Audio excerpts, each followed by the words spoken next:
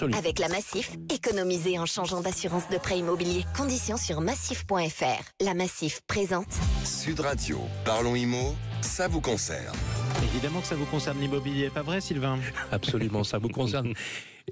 Et Dieu sait qu'à l'approche de l'hiver, on a un sujet qui s'appelle la trêve hivernale, qui est un vrai sujet dont il faudrait répondre. Et d'ailleurs, on a une question sur la trêve hivernale qui a été postée, Grégoire, sur le répondeur de Sud Radio. Oui, on a une question d'un auditeur sur la trêve hivernale. La trêve hivernale, elle vient de commencer. Et justement, pour faire le tour de cette question, j'ai demandé à un expert de venir nous donner un coup de main. Il s'agit de Henri Buzicazo, le président de l'Institut du Management des Services Immobiliers, l'IMSI. Bonjour Henri. Bonjour. Merci beaucoup d'être avec nous. Alors, est-ce qu'on peut déjà rappeler ce qu'est la trêve hivernale? Quand est-ce qu'elle a commencé et quand est-ce qu'elle se termine? Elle a commencé le 1er novembre, il y a quelques jours. Elle se terminera le 31 mars. C'est un très ancien dispositif. Il a été créé par une loi de décembre 1956 et il a été inspiré par l'appel de la Lapierre qu'il avait lancé 2 ans avant parce qu'une femme expulsée de son logement était morte de froid dans la rue. Bien sûr, il y a eu une émotion collective, une loi et depuis cette période-là, on protège un locataire qui, même s'il est passible d'expulsion, parce qu'un jugement a été prononcé contre lui, doit être évidemment protégé contre le froid. Alors ça peut être contre d'autres circonstances. Par exemple, au moment du Covid, on a rallongé en période de Covid la trêve hivernale qui est devenue une trêve sanitaire. Mais voilà, le dispositif, il est là pour protéger l'intégrité physique en fait des locataires expulsables. Un dispositif de protection. Alors qui est concerné et sur quel type de baux? Alors on parle des baux d'habitation et sont concernés les locataires qui pourraient être expulsés. Pourquoi?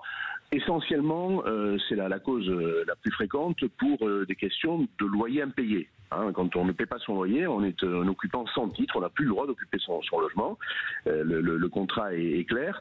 Mais il peut s'agir d'autres causes. Par exemple, un locataire qui ne produirait pas d'assurance pour son logement, elle est exigée chaque année, il serait passible d'expulsion. Il peut s'agir aussi d'un locataire... C'est fréquent ça, ces expulsions pour non-présentation d'assurance ou pas? Ce n'est pas fréquent parce qu'aujourd'hui, il y a une véritable attention de la part des assureurs qui attirent l'attention des locataires. Ils disent vous devez produire votre attestation. Les professionnels de la location y insistent aussi. Mais ça peut arriver, il y a des locataires très, très négligents. Et puis il y a aussi des raisons non-respect des règles qui prévalent dans un immeuble, un règlement de copropriété, c'est-à-dire on fait du bruit, on est coupable de nuisance. Et à ce moment-là, on peut être expulsé. Et les jugements sont prononcés chaque année et certains, bien sûr, sont exécutés. Pas tous, mais en tout cas dans cette période, ça n'est pas possible. On ne peut pas être expulsé, sauf dans certains cas. C'était ma question suivante. Voilà. Est-ce qu'il y a des cas où l'expulsion est tout de même possible?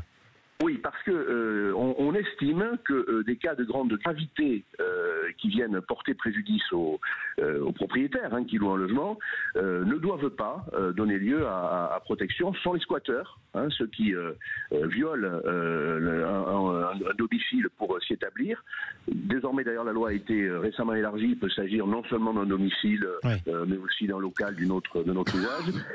Les auteurs de violences conjugales, on le comprendra bien, ne sont pas protégés. Elle est dehors.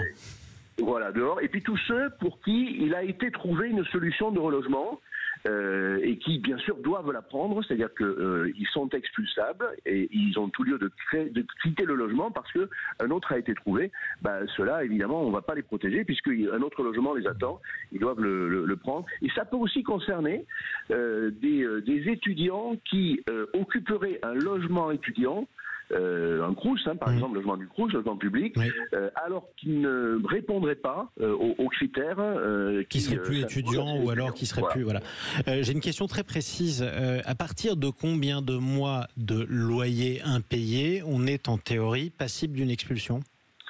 Alors, stricto sensu, au premier mois impayé, on n'a plus de titre d'occupation. La loi est très claire. Simplement, il faut que le propriétaire bailleur, parce que ça va pas si vite que ça, le propriétaire, il va essayer de retrouver son loyer. Et puis parfois, il peut comprendre qu'il y a un retard aussi, parce que ça peut malheureusement arriver à tout le monde. Il y a de l'humanité dans la relation entre propriétaire et locataire.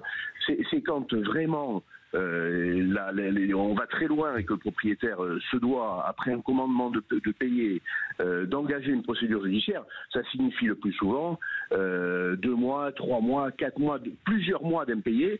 Et là, bien sûr, le propriétaire fait valoir son droit, ce qui est normal. On peut le comprendre aussi. La plupart des propriétaires, vous savez, comptent sur leur loyer pour rembourser le crédit qui leur a permis de faire l'investissement. Et à ce propos, j'ai une autre question qui est importante pour les propriétaires. On parle de la trêve hivernale. Ça concerne l'application des expulsions lorsqu'elles ont été prononcées et ça prend du temps. Ce qui signifie que si aujourd'hui un propriétaire ne touche pas à son loyer depuis 6 mois, 7 mois, 8 mois et qui se dit bon, là je demande la procédure d'expulsion. C'est pas parce qu'il y a la trêve hivernale qu'il peut pas la demander, parce que de toute façon ça va prendre tellement de temps que ce sera largement l'été, voire l'été de l'année d'après, que l'expulsion pourra intervenir.